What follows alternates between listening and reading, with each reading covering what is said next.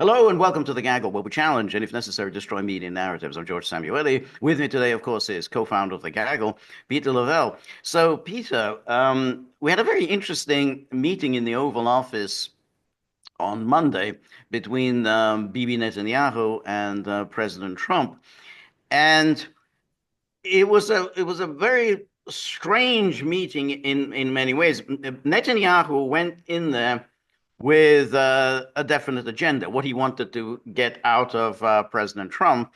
As it turned out, he only got some of what he wanted At least extracted. publicly. At least publicly. Well, no, well, I don't know. Publicly is what we can go. I mean, that's basically Exactly. right. Exactly. But I mean, I don't know why we can start talking something privately when we have no evidence that there was anything else agreed upon. I mean, I don't think it works that way exactly. But well, anyway, I agree. All no, right. but no, Okay. but my no. At face value. At face value. Let's go. Yeah, at face value, uh, Netanyahu wanted the tariffs lifted off Israel. He was the 17% tariff. He was flatly ruled out. That was flatly ruled out by Trump. We'll work on it. Um, and I want to go through the transcript in a moment. Not only did Trump flatly rule it out, he did it in a very contemptuous way in talking to Israel. Showing really a total lack of respect for Israel. Kind of shocking in the way for a president to do that.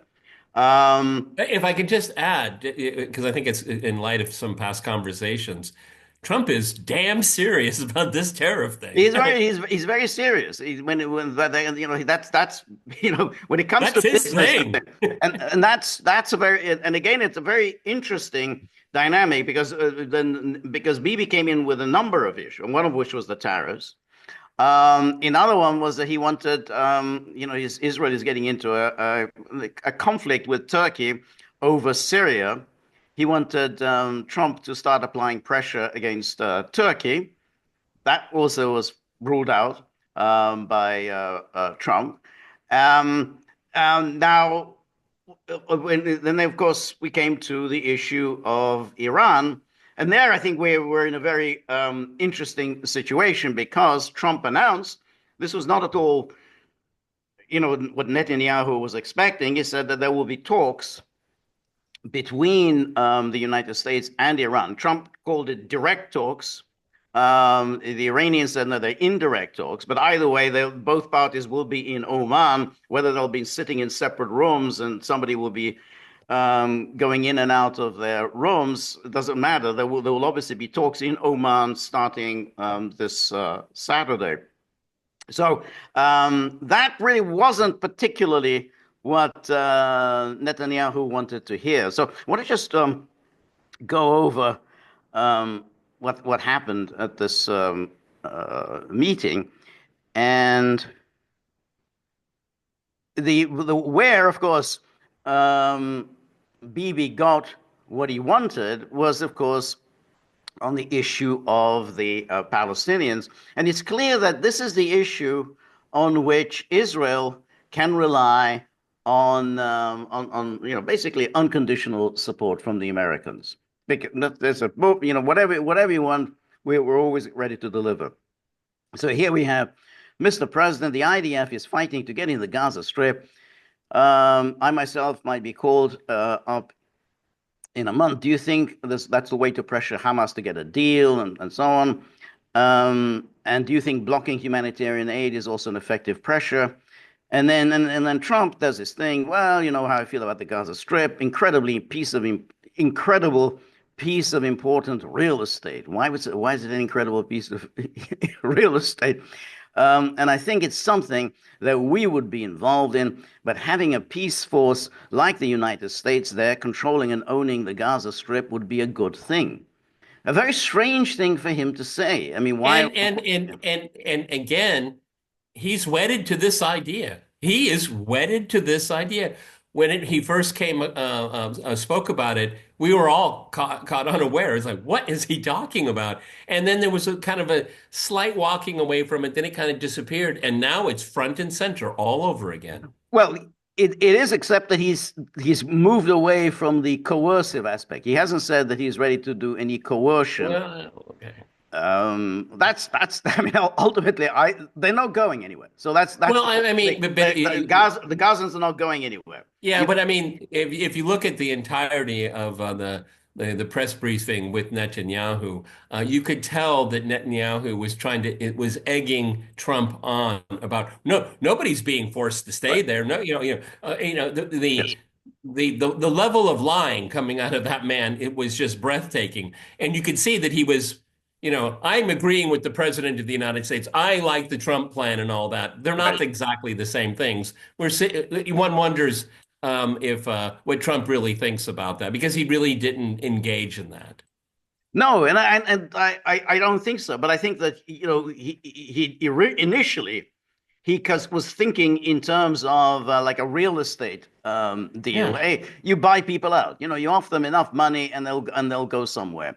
I think once he realized that that isn't viable because they're not going to go, then I think he's just simply saying this, empty expostulations. Yeah, well, they can go somewhere else, but I don't think he's buying into the notion of actually coercing them and driving them out. And I think he's realized that Well, but that's that's exactly what one is. big operation. Well, Trump may be saying, but that's exactly what Israel is trying to do. Israel is trying to do that, but I think this, that's it, peace force like the United States. But anyway, reporter is the Here's the president of peace, and you want to send some kind of expeditionary force to Gaza? right. Really? It makes no sense at all. And anyway, reporter then asked, "Is the immigration plan still the agenda?" And then Trump asked, "Well, which immigration? The Trump side." And then Trump, well, then he goes on. Um, yeah, then in the people really love that vision. It's a long-term vision, but so importantly is to have that be a safe field because you're right smack in the middle of the Middle East. You're right along Israel, and it should have never ever been given away. Given away. It's a very strange thing. Now, to be fair to Trump, he really doesn't know a great deal of history, and um, and so when he says never given away, as if somehow this was ever Israel's to begin with. I mean, I don't know. It just seems unaware of what the U.S. position has been ever since 1967, including during his time. I mean, when he was the president, which was that these was occupied territories, so therefore it does not belong to Israel. During his own administration, that was the U.S. position.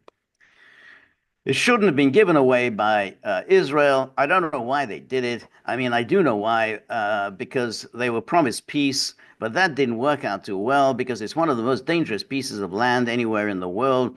Gaza is one of the most dangerous places in the world, so they gave it away for good intention, and it didn't work out that way. And a lot of people like my concept, but there are other concepts that I like too, and there are some concepts that I don't like. You know what I don't like? The way it's the way it is now, because right now it's a dangerous death trap, Yeah, Gaza. but does Trump even know why it is a death trap, or is he just playing along? I mean, this turns your stomach, George. I mean, this is who's killing whom? Right, right. That's, I mean, yes. It's odious. I'm sorry. Well, yes. I mean that's right. Yeah. When particularly so, I'm sorry, George, particularly so, Trump, though there would be obvious political peril, he could just stop the arms transfers, okay? Yeah, obviously, there would be huge political peril for him, but you got to call it the way it is, okay? They could not continue this genocide without American help. It's obvious. Yeah.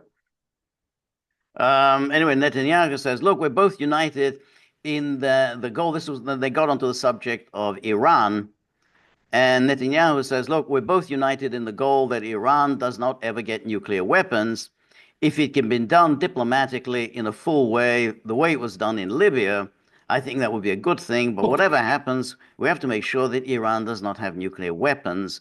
That's the end of my speech. Now, the The way it would be a good thing, the Libyan. Right. a Well, few, that was the thing. So Libya gave up its nuclear weapons program in 2003. Well, I think he was clearly alarmed by what happened with Iraq and the invasion of Iraq and the overthrow of Saddam Hussein. He was worried this might happen to him, and he thought that he could placate the Western powers by this act of conciliation. But of course, it only encouraged, as he was bound to do, encouraged that the Western powers would come after him in no time at all, and in fact they did it in 2011. But he clearly was coerced into it, and of course he was promised, well, you do this, you'll be embraced by the comity of Western nations. oh, You'll and initially he become was. respectable. Remember when Gaddafi brought his big tent to Yeah, Washington, yeah, yeah, D.C.? Yeah. yeah. That's right. And then he donated money to the London School of Economics, and tried to become part of the Western way of life. Yeah. Resolved the Lockerbie Yes, tragedy. that's right. Yeah, that's right. And then yeah, that's right. And then his son, I think, in exchange, they gave him a PhD. After getting all that money from Libya, they gave his son a PhD at the LSE. Um, but yeah, I mean but this was more or less. John Bolton talked about that Yes. with North Korea. Hey, well, what about the Libya option? And I think the North Koreans said, yeah, that's not for us, thank you. These people are they're tone deaf because I mean you have the British and the French talking about a coalition of the willing. I mean a phrase that is in total disrepute because of Iraq, and now the Libyan option, and which is in we all George just gave the thumbnail history of it. Okay, why people are bringing this up? It shows where their head is. Right, exactly. But I think in the case of Netanyahu, Netanyahu was very, very good at provoking. He's being provocative here. Netanyahu is no fool. He knows exactly what Oh yeah. The Libya thing was, and he knows that if he says that to Iran, Iran's going to say no. Of course, Iran's going to say no. We have no thanks, but no thanks. We don't want to go down the Libyan path. So that's why he said it, because he wants a no from Iran.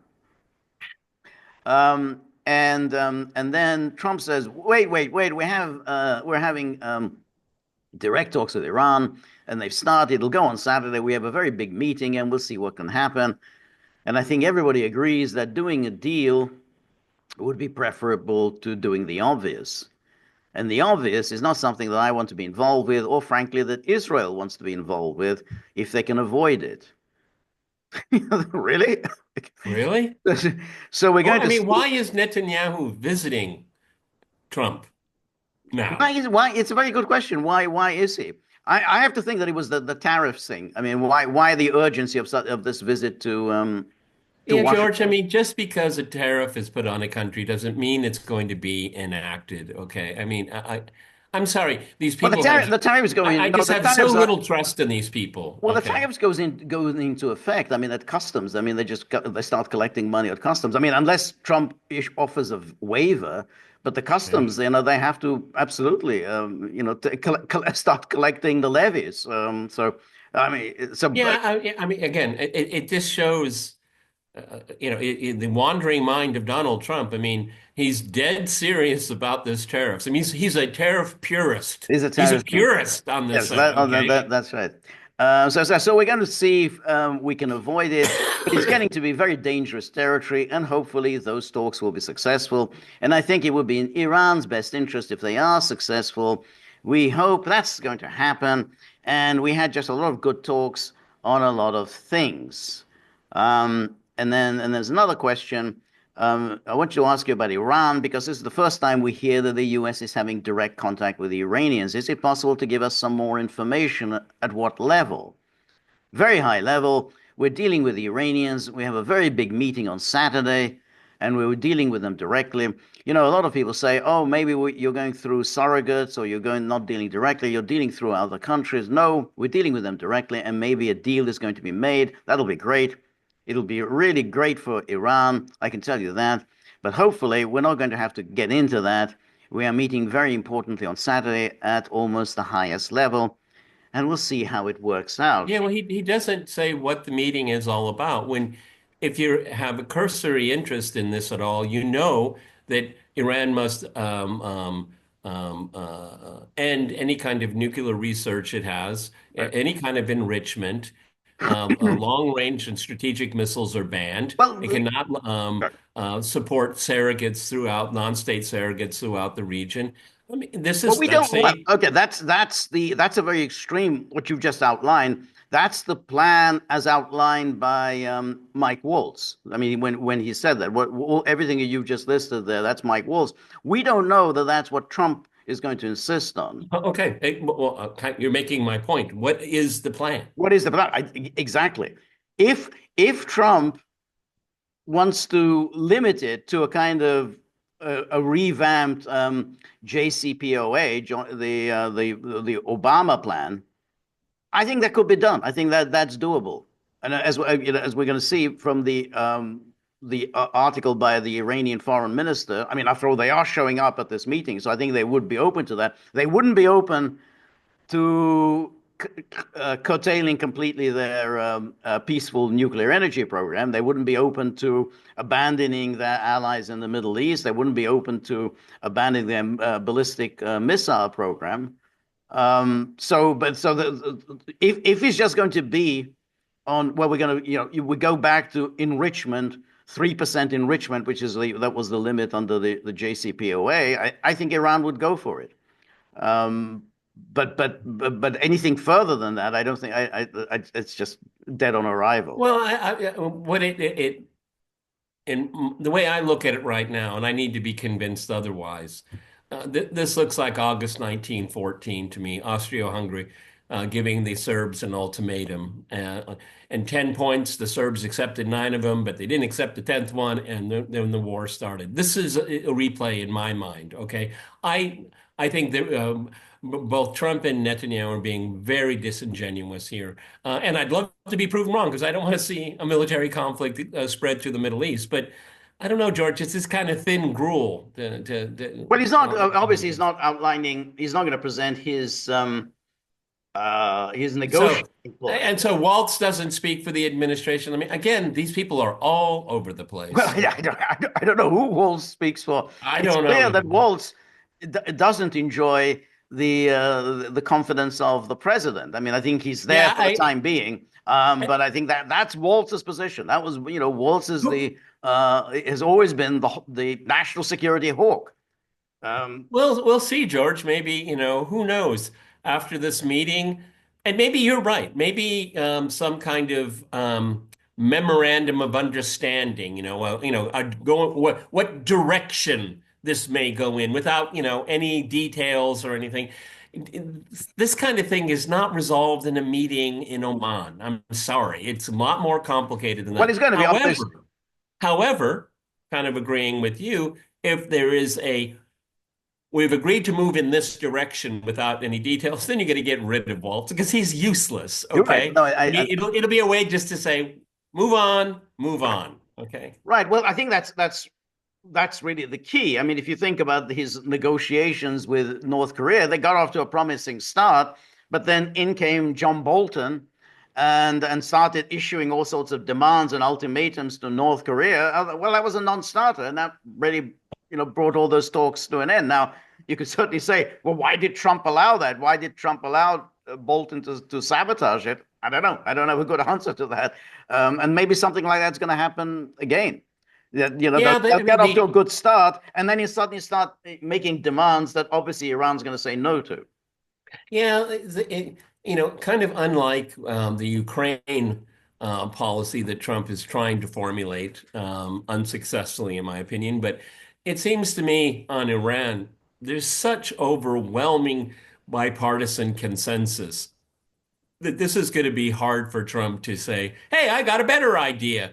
It's just going to be really hard. I wish him success. Okay, I mean, everybody, George and I, we're probably the two of the most ardent critics of the Obama administration. I mean, we could go talk Right. until we're blue in the face about talking about the Right. failure of that presidency. But the Iran deal was good. The Iran deal is good.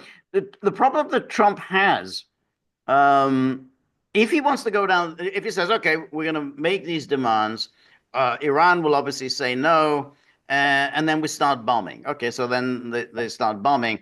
Um, that guarantees Iran will withdraw from the non-proliferation treaty. I mean, it'll absolutely Absolutely. will withdraw if you start bombing. If that happens, if Iran withdraws from the non-proliferation, I mean, I guess they can bomb again, but that has limited success. I mean, you've already bombed a few times. That obviously has a limited capability, and eventually Iran will develop nuclear weapons. So you haven't really accomplished anything unless that's what you want, unless you just want the complete Yeah. chaos in the Well, Middle East, Iran nuclear weapons, Israel nuclear weapons, and then at some point there's going to be a nuclear war. yeah, and this is all in light of the National Intelligence Report that came out, what, 2 weeks ago, two and a Right, half weeks ago, right. where they don't believe that Iran has a operative nuclear weapons program. And that may be true. However, another truth can exist at the same time. Ballistic missiles, warhead, enrichment. It's all over the place. It's called the point of breakout. Okay. It is assumed by a lot of analysts that Japan, for example, could break out in less than 3 months if it really put its mind to it. Right, Okay. right, Because right, it has all the pieces. right, right. No, Okay. I And think that's right. my gut tells me that Iran has all of the pieces too. Right, Okay. I think so. I think so, and I think that if there is an attack, then then I think Iran will withdraw from the Non-Proliferation Treaty. If And if there's this other thing of the JCPOA, those sanctions, they automatically snap Snap back back. in Snap back. October of this year.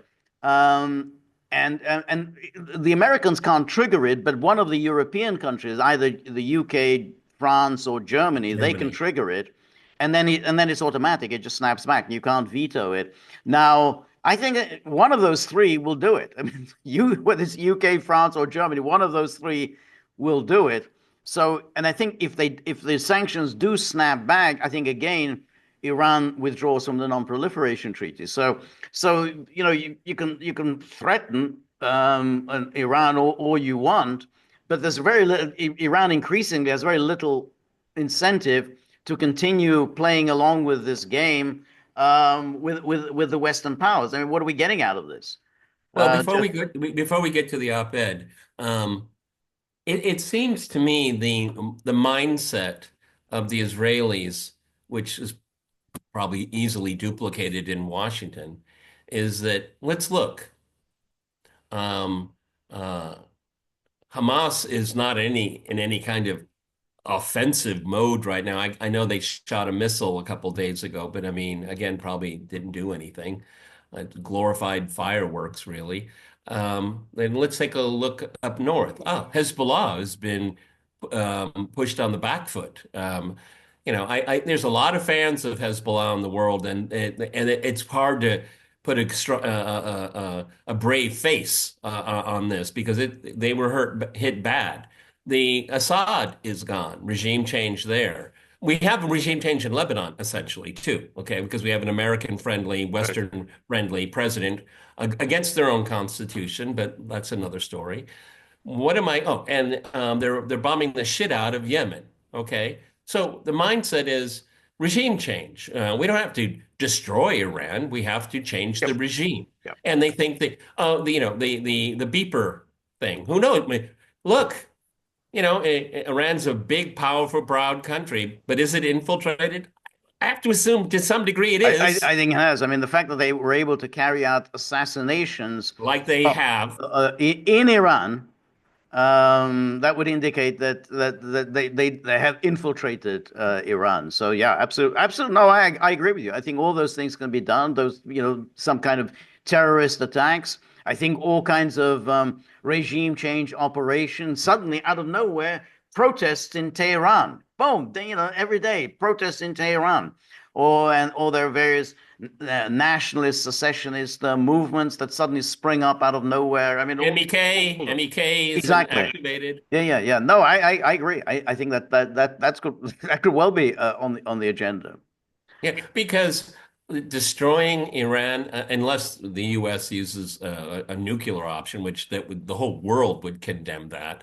Yeah, and you can really bomb the heck out of the place, but is it going to bring Iran to its knees? It'll be in utter pain. It'll be dire, but it'll still be there. Right. Okay, No, I agree, and and I think so that's the thing. That just bombing by itself isn't going to do much. I mean, people get except for they will leave the the non-proliferation treaty. non-proliferation treaty. But I think that yeah, I think you're right. I think they will combine the bombing with his color revolution type activities in order to destabilize Iran. I think that is on the agenda. Anyway, and then again, Trump is asked if diplomacy fails, is the United States, under your leadership, ready to take military action to destroy the Iranian nuclear program? They're always asking. This is the thing these journalists always doing. They always want to, gin up some kind of a military action. There's a theory behind this question that was asked. It looks like it was an obvious Israeli plant, okay, from a journalist, Yeah, okay. that's probably. Um, and then Trump says, I think if the talks aren't successful with Iran, I think Iran is going to be in Yeah. great danger. And I hate to say it, great danger because they can't have a nuclear weapon. It's not a complicated formula. Iran cannot have a nuclear weapon. That's all it is. Can't have it. Right now, we have countries that have nuclear power that shouldn't have it. Sitting next to the man. Right, exactly. But I'm sure we'll be able to negotiate out of that too as part of this later on down the line. But Iran cannot have a nuclear weapon. And if the talks aren't successful, I actually think this will be a very bad day for Iran if that's the case. Now, the thing is that if you just stick with that, I mean, that's open to interpretation. Iran has said we're not interested in nuclear weapons. If that's all you want to limit it to, then a deal is possible. If, however, Exactly. if you're going to bring in other things, like you can't have a peaceful nuclear energy program, then a deal is not possible. If you're going to start bringing all sorts of other things, like you have to give up your allies in the Middle East, and you have to end your ballistic missiles programs, and limitations on your drone production, all that, then Iran is going to say no. So, if all you're doing is limiting it to that, Iran can't have a nuclear weapon, And then George, it's doable. you're absolutely right. You know why I know you're right? Because that was exactly the strategy of the Obama administration. Right. Exactly the same.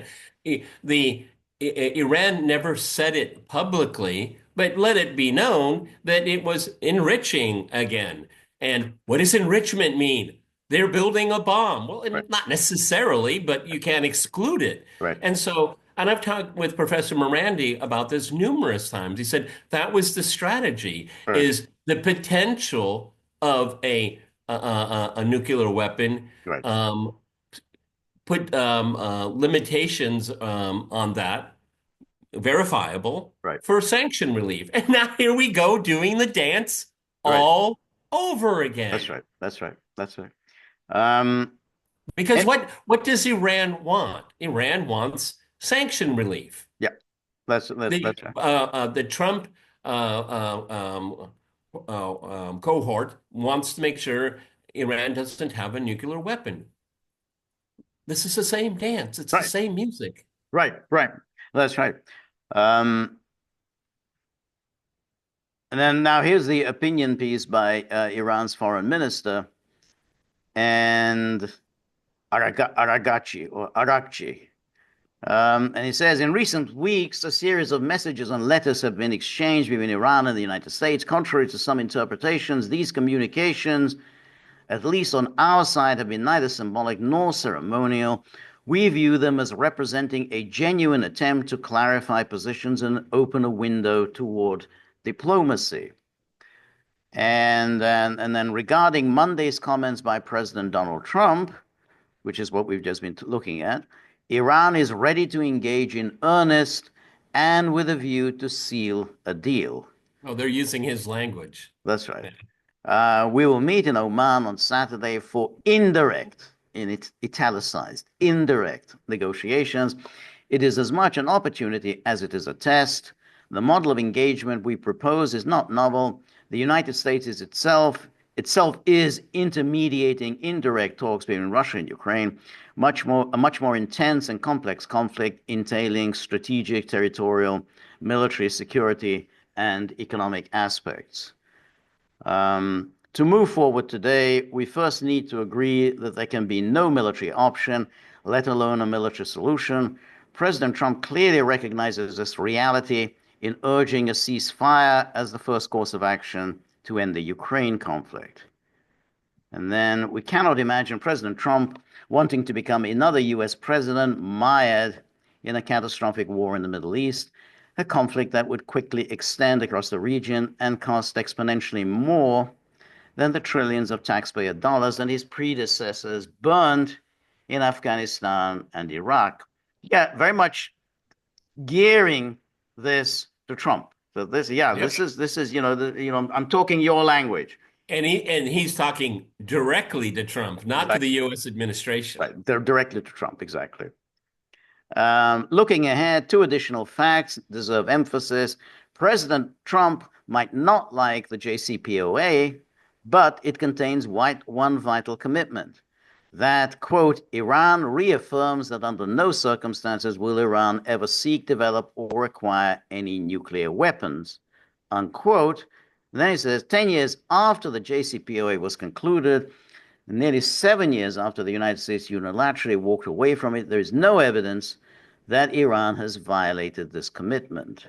This has been reaffirmed by U.S. intelligence assessments time and again. Tulsi Gabbard, the Director of National Intelligence, recently acknowledged that Iran is not building a nuclear weapon, and Supreme Leader Khamenei has not authorized the nuclear weapons program he suspended in 2003. But notice the way he presents it, as I say. President Trump may not like the JCPOA, but nonetheless, the JCPOA achieved the goal that it sought to achieve. That's why we liked it. That's right. That's right. And then it says, we have objections to many aspects of U.S. global policy, and particularly to the West's policies in our region, including its double standards on proliferation. I wonder what he's talking about. Oh, yeah. By the same token, there may exist possible concerns about our nuclear program. We proved our readiness to address those concerns when we agreed to the 2015 deal, enabled by mutual respect and equal footing. But even as we remain committed to the JCPOA, our experience of the unwillingness or inability of the United States and the EU to fulfill their commitments under the nuclear deal has persuaded many in Iran to insist on guarantees for mutual fulfillment of commitments. Yeah, you want your guarantees, and then our proposal for indirect negotiations remain on the table. We believe that if there is true will, there is always a way forward. As recent history has shown, diplomatic engagement worked in the past and can still work. We are willing to clarify our peaceful intent and take the necessary measures to allay any possible concern. For its part, the United States can show that it is serious about diplomacy by showing that it will stick to any deal it makes. If we are shown respect, we will reciprocate it.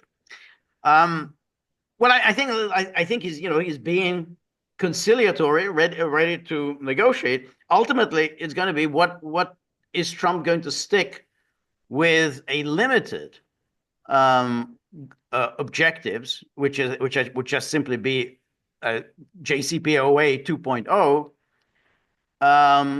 That will antagonize the Israel lobby. It'll antagonize. Antagonize? I think you're being generous. Exactly. You know why, George? You know why? Because I've said this since October 7th. For the Israelis, this is all one big historic opportunity. And this window of opportunity from their perspective may not open again for a very long time. They have a man in the White House that will give them everything, including the kitchen sink. Netanyahu knows this, okay? But that's not. But we don't know that now. See, that's just where I think we have to be. Okay, much more so far, my thesis is. Well, it hasn't. I mean, has been pretty good. Well, not really. I mean, after all, he did get a ceasefire agreement, which Biden didn't do. Trump did do Okay, all that. right. Well, okay, all right. And as we'll see later on, as we'll talk, there are other things that Netanyahu wanted from Trump. Trump said no to him. So, um, The tariff thing, Turkey and Syria. I'm sorry, George. These are small potatoes compared to going to well, war with okay, Iran. but then you have to Really? say, okay, then you'd have to say, yeah, of course, Israel would love to have the United States bomb Iran. However, that's not something the United States is ready to do. I don't think it's ready to bomb Iran. That's a very big deal to do that. It's one thing to bomb the Houthis. That's an easy one. Even Biden did that. Yeah, but George, Bombing Iran is a very big deal. And I agree with you. just That's because the why. Israelis on the Israeli lobbies want this done, they've been wanting to get this done for 20 years, Okay, but George, and the that's what United I'm States has said saying. no. But that's what I'm saying. They see this as this historic opportunity, and they may never get, and again, stressing it the way they see it, they may never get this again. And I think that's why Netanyahu was in Washington. Yeah, maybe, certainly, any Israeli leader wouldn't be happy with the tariff situation. I think that will be resolved in Well, Israel's favor. no, it Okay, won't be in Israel's but favor. It'll be Trump. this It'll is be in Trump's again favor. this. No, not I've in Israel. said Not in Israel's repeat. favor. Not in Israel's favor. It'll be in Trump's favor. Trump is, tariffs is something he cares about. Yeah, He yeah, cares okay, about. yeah, He cares about American interests. He does not care about Israel. That's it. yeah. Well, maybe Trump will be given the hotel concession, No, and no, no, no, no, no. That I no, mean, I mean, I'm being I would the slightly. Iran thing. We can. I just, George, I just don't think the tariff thing and going to war with Iran are on the same plane. That's all. Okay. No, they're not on the same plane. At the same time, Trump has been notoriously reluctant to get into new wars. Yeah, This this is is a what we're very big hoping. deal. This would be a very, very big deal. I agree. That's why If we're talking about this. exactly. Okay. So that's why for Israel, yeah, of course, Israel wants Trump to do this. But that doesn't mean that Trump would be willing to go ahead with this. It's a huge risk for Trump. And that's why I think for somebody who is, he likes to do deals. A much better possibility for him would be, hey, why don't you do a deal, claim a victory, and then walk away. I'm not saying that's I have no idea if that's going to happen, but If you're a person of religion, grab your text and hold it close to your chest. I hope George is right. right, Okay. right. But it shows with the tariff thing aside, because that's just something everybody has to deal with. Has Netanyahu in the lobby convinced him that America's protection of Israel can be completely resolved. Once you take out Iran, you won't have to be spending money because there'll be no threats. What story are they telling him, George? What story are Well, they? there may be Because obviously, in answering the questions about Gaza, he doesn't have a freaking clue right. He about the doesn't. But history. what is the mechanism of taking out Iran? There is no mechanism. This is a huge Does he country. know that? Well, of course he knows that. Of course he knows that. He's not, look, he's not a stupid person. I think we agreed on that. Of course he knows that. It's like a population of 90 million. Yeah. You're not going to invade. You're not going to invade Iran. So that's off the table. You might bomb. I mean, that's possible. He's going to bomb some sites, Yeah. probably of very limited success. Um, then what? And that doesn't take out And Iran. then both sides are in, then what? Well, then Territory. what? Exactly. You haven't Both done, sides are in then that you haven't territory. achieved anything. You haven't accomplished anything. You've done. George, I think you would agree with me. Obviously, I don't know how this is going to play out, but the way it's being built up, I just hope it isn't taking on its own momentum. Okay, Right. we have these I don't know what these bombers are called, or in Diego Garcia. The B2s, the B2 Yeah, they keep bombers. showing them, Right. lined up, obviously for propaganda purposes and all of that.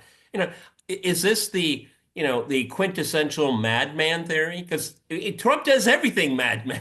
I Right. mean, Right. he's the madman president. Okay, I hope so. I think that's quite likely. Um, I also think Iran probably will think that, hey, Trump doesn't want to do this. And then ultimately, yeah, he can talk big, but it's one thing to talk big and issue threats and talk danger, another thing to do it. And during the time that he has been president, he has been extremely cautious about committing U.S. troops. He's done a few limited bombings, and he assassinated Soleimani. He's done limited He's things. bombing Yemen as we Right, speak. right, everyone's done that. Even the Saudis did that. I mean, it's not a huge. That really isn't a huge deal. Attacking Iran is a huge deal. Oh yeah. And so that's why I look, I don't know what's going to happen, but I don't think just thinking that, oh well, oh, because Israel wants it and Trump is ready to do Israel's bidding. I don't think that it's one thing to Okay. do things like, oh, I recognize your annexation of the And Golan Heights. Okay, and that's he changed the policy there. Oh, I'm going to move the embassy to Jerusalem. Okay, he changed the policy there.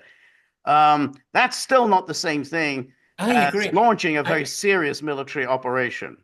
I think that this op-ed that you showed us, I think this is brilliant on the side of the Iranians to do this, because I think that this was written personally to Donald Trump. I'm sure he's been made aware of it. He knows if he really is the man of the deal, he likes us. Oh, now we're parlaying, Right, okay? We'll see. The best case scenario is that we go back and do an Iran deal 2.0. right, That's the best possible outcome. I think if it's dressed up the right way, it might sail. I just am very concerned the amount of pressure that he's right, under by the lobby, right, by his donors, is that Trump, you'll be the man that saved Israel's existence forever because there'll be no more right. enemies. Of course, they'll always find another one, okay? Right. The But the I other mean, yeah, how much can you play to this man's vanity? right, that's right. Now, the other aspect of it is that yes, there's the familiar Israel lobby, Congress, and so on, but he has his own base to think about. His base has already expressed disgust with any talk of going to war against Iran. Tucker Carlson has spoken out very strongly against it.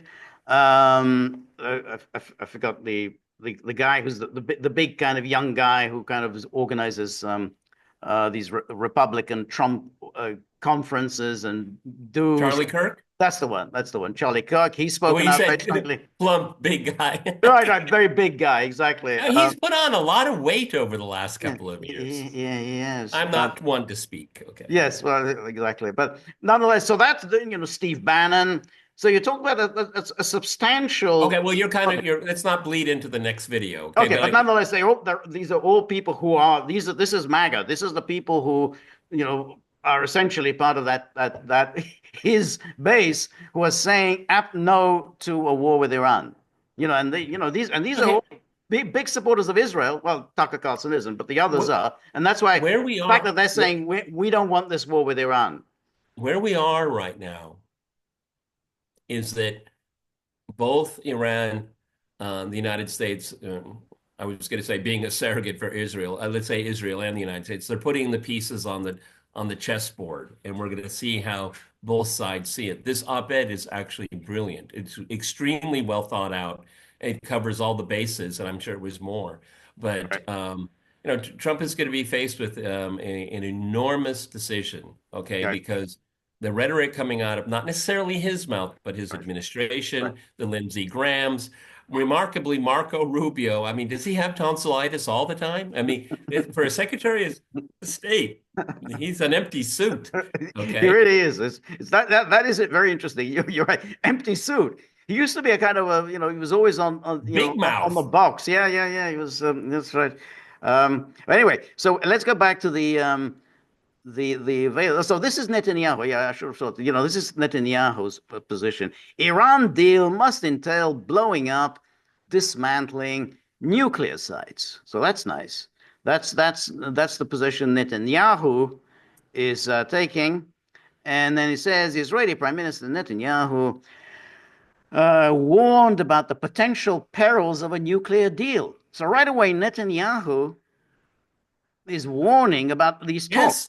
Yes, He's yes. already, even though the talks haven't yet taken place, he's already warning ahead of time the perils of a deal. So already he's thinking, hey, Trump wants to sign a deal. So he's actually very worried that there might be a deal. He's warning of the potential perils of a deal. And it says, and he quotes, we agree that Iran will not have nuclear weapons. This can be done by agreement, but only if this agreement is Libyan style. They go in, blow up the installations, dismantle all the equipment under American supervision, and carry it out by America. This would be good. Wow, George, just hold my beer. I mean, my God. God, just the arrogance of this guy. Oh my So you God. go into Iran, blow up the installation, dismantle all of the equipment under American supervision, carried out by America. This would be good. And you know what? What else it would be good? It would be good for Netanyahu's political survival Yeah, if that's right. Israel isn't destroyed in the meantime. The second possibility that will not be is that they drag out the talks, and then there's the military option. Everyone understands this. We spoke about this at length. So this is so that's his plan. Of course, military option means America. And then again, America would be doing this on behalf of Israel. And you think, well, Well, let me that, ask you a question, George. Let me ask you. Given your doubts, which I think are very valid, so what's the deal with Trump and Netanyahu? Trump says to Netanyahu, you can kill all the Palestinians you want. I don't care. All right, right. That's your in-house problem. right, Okay. Um, you have a security threat in the region. We give you everything you need. I right, mean, come on. right. So, stay in your lane, BB. Stay in your lane. That's exactly it. That's my reading. Just Okay. what you just said. Stay in your lane. That's the way that Trump is saying. Stay in your lane. You know, as long as all you want is to just simply wipe out the Palestinians. We'll support you. We might quibble about this, that, and the other, but we're not really going to put any serious obstacles in your way. But don't mess with us. Don't mess with our geopolitical interests. I think that's the message that was to I hope given. it is. I hope not. And I mean, excuse me. I mean, I don't want the United States to go to war with Iran. I wish the United States would stop the genocide in Israel. Right, but it's an interesting issue because after all, that was also the position that Obama took. I mean, Obama. Remember, Bibi was absolutely lobbying the American government not to sign the JCPOA. Remember, he came to Oh address yeah, both houses of Congress, essentially, against the incumbent the president. greatest snub of a sitting president of the United States of all time. Right. But it didn't work. He still went ahead and signed the JCPOA. So that's kind of the American position on Israel. Well, we give you a certain road room, but don't mess up our interests. I mean, it's a very interesting issue, even on the question of Israel and nuclear weapons, because America has never really accepted that Israel has nuclear weapons. Of course, we all know Israel has nuclear weapons, but nonetheless, America hasn't gone down and saying publicly, "Well, great, we're so happy that Israel has nuclear weapons." This is it's the deal that America and Israel struck is that it's a kind of don't ask, don't tell. You don't admit that you have them, and we won't ask you to admit that you have them, and that's it. So it's kind of an interesting. So America still says you can't. I mean, after all, India and Pakistan have both said, yeah, we have nuclear weapons, Well, but yeah, I but mean, America has not but see, allowed Israel to just say, but yeah, see, yeah, we have nuclear weapons. But see, this is what is just so grotesque about this whole situation. All of my life, I was in high school at the time, the hostage crisis, and ever since then we've had this demon in the Middle East, in the greater Middle East called Iran. But George, logically, if we just take away the influence of the lobby and mega donors and all that, why doesn't Israel, as a nuclear power, make a deal with Iran directly? Okay, I mean that would be the normative course. Okay, we don't, we know you feel threatened Right. by us. We see that because of that threat, you may take certain actions. Why don't we all go to Oman and come out with a deal? That's the normal way of doing things. Right. But no, everything is skewed and bent out of proportion. And what is the United States doing? Why are you at the table? What are you Right. doing? No, I think that's right. I think the problem is, of course, that I don't think Iran and most of the big powers in the Arab world, including Saudi Arabia, will not deal with Israel until Israel addresses the issues that it's supposed to have addressed over the past Yeah, 75 but that years. that that goes back to something that I've been thinking about for years. Is you look at the Saudis, their official position is that we cannot recognize Israel as long as the Palestinian issue hasn't been resolved. But see, the Saudis and Oman and Jordan, they all have, their excuse, America, Right. okay? So we don't have to really do anything, okay? They surrender their foreign policy Right. sovereignty. But if you had an America that say, look, you guys, we have been a enabler Right. for decades in this region. You know what? We're going to bring you all together and Right. you're going to start talking because we want to get the heck out of here. Right. Okay. I mean, again, normatively, this is what would happen. Okay. But because the United States always wants to be a mediator when it's supporting one Right. side, it Right. never works out well. No, no, no, that's right. Um, anyway, going back then to the news conference. This was an interesting thing. Mr. President, do you plan to reduce the tariffs that your government put on Israeli goods? President Trump, where? On Israeli goods, 17%. Do you plan to raise? Well, we're talking about a whole new trade. Maybe not, maybe not. And then he says, don't forget, we help Israel a lot. We give Israel $4 billion a year. That's a lot. My congratulations, by the way. Now, that little my congratulations, by the way, that's a sneering comment. Hey, you've been very good at ripping us off. And my congratulations at, just how well you've done from us. But we give Israel billions of dollars a year, billions. It's one of the highest. We give a lot of countries money. So he suddenly brings this up. American leaders do not do this. They do not bring this up with Israel. Hey, we give you all this money. And now you want us to give you additional favors. We want to give, to lift tariffs. That's a reminder. I mean, hey, we give Israel $4 billion. Netanyahu couldn't have been very happy sitting there having an American president telling him, we give, not only that, we give you this money. And then you wouldn't believe it. I said, we give Afghanistan a lot of money. This was a Biden deal, another Biden deal. So he's now likening Israel to Afghanistan. Like, wait, we give Afghanistan a lot of money. And then we have Netanyahu who says, well, we discussed the situation in Syria. We've had neighborly relations with Turkey that have deteriorated.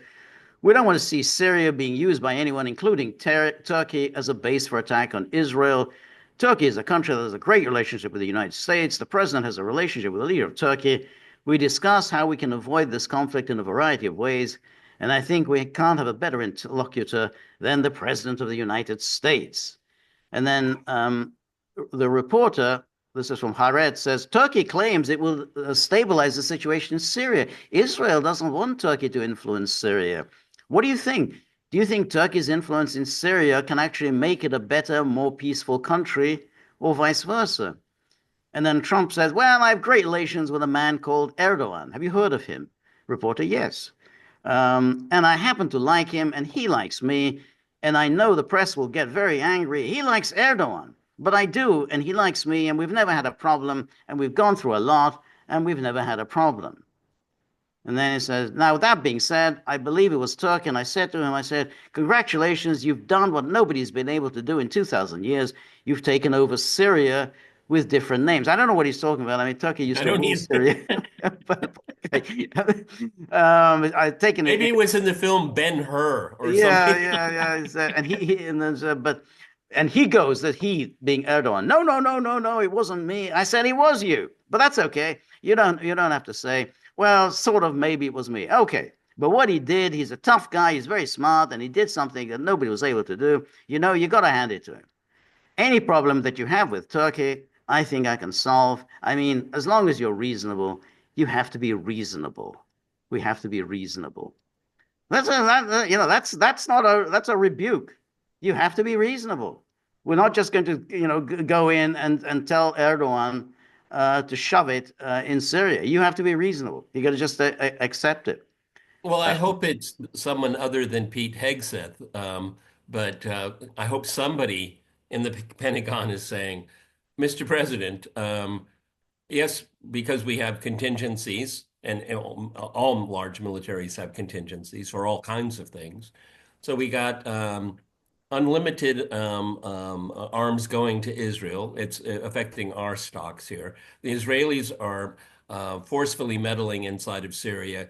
We can't take that on our plate right now. The whole situation with Zelensky is unresolved, and a war with Iran. I mean, how many things do we have to prepare right. for, Mr. Brett? And I think Trump is, I think our thesis, I think we need to kind of massage it a little bit more because it was something that had been thinking about is that, because of the tariff thing, and then then there's the Iran thing, there's the Syria thing.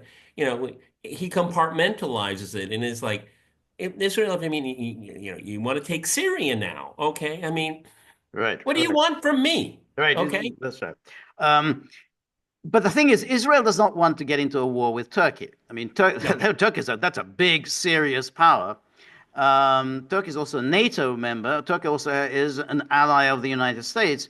So Israel was hoping, well, we can get the Americans to lean on Turkey. And Trump basically said, no, we're not going to do it. I kind of like Erdogan, and you got to be reasonable. You just have to accept things. So I think he didn't get anything on that. The F-35 sales to Turkey, I think they're lobbying the Americans not to sell F-35s to Turkey. Doesn't I look think it'll like go that. through. I I, think I, it'll go through. I think it'll go through as well. So he limited what he can get out of Trump. The big question, let's go the big enchilada. I mean, yeah, on Palestinians, he gets what he wants. But on Iran, we're going to have to see. We're going to have to see what We're just happens gonna have to in see. these negotiations on Saturday. Given the number of problems on Trump's plate, I would be surprised if he really wants to go down that path of bombing Iran. Trump is not a wartime president. That's not his thing. War isn't his thing. He's a businessman. He thinks like a businessman.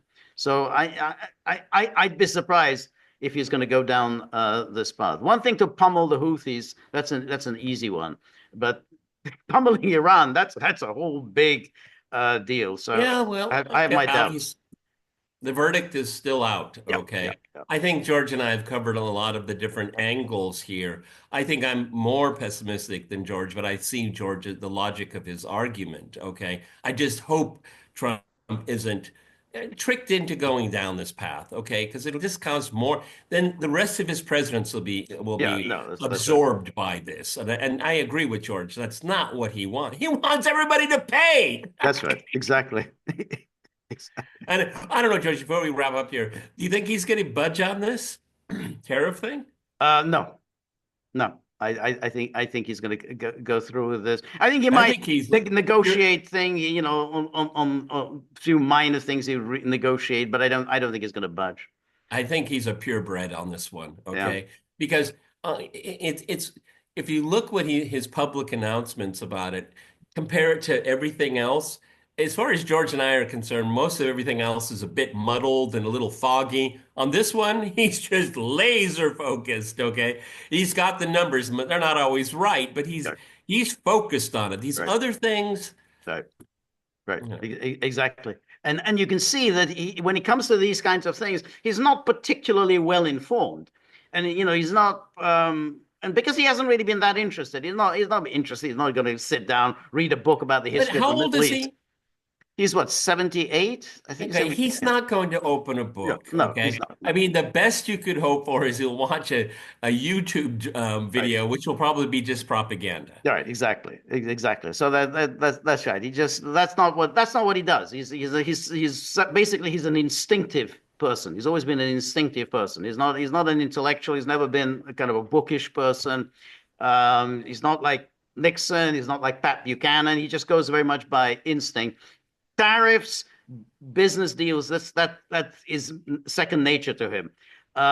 This kind of thing, that really isn't. I mean, and you can see that he's kind of floundering around, going from one thing to another. He's not comfortable in these kinds of Yeah, issues. a thought before we end this one.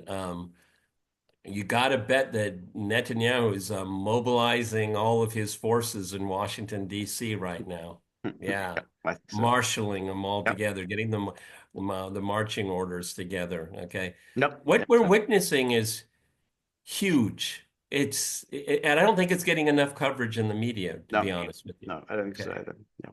We'll see where it goes. All right, everybody. This is a Gaggle with Peter and George. We're on Local, so please go to thegaggle.locals.com. This is our Wednesday edition. Much will happen before George and I speak again on Friday. Exactly. It always happens. So, and then we got to think about the dogs because the dogs are just absolutely they're chomping at the bit. And it's always the same thing. It's always, the tip jar. Why is nothing happening with the tip jar? You know, they work a year and a day, slaving over a hot stove, so to speak. And then the tip jar isn't filling up. Look, he's angry. So if you have a few bob lying around behind the sofa cushions anywhere, into the tip jar, just all of it. Boom, boom. One movement. We're very grateful for all your help, friendship, and support. The more you're able to donate, the more of these videos we can make, the more we can improve on the technology, and maybe he's gonna let up and be in a good mood once in a while. When I was with my vet said that Apple resembles me and I resemble Apple. I'd like a comment on that. Yes, a comment. So remember, if you like the gaggle, please like, share, and subscribe. See you soon. Bye bye.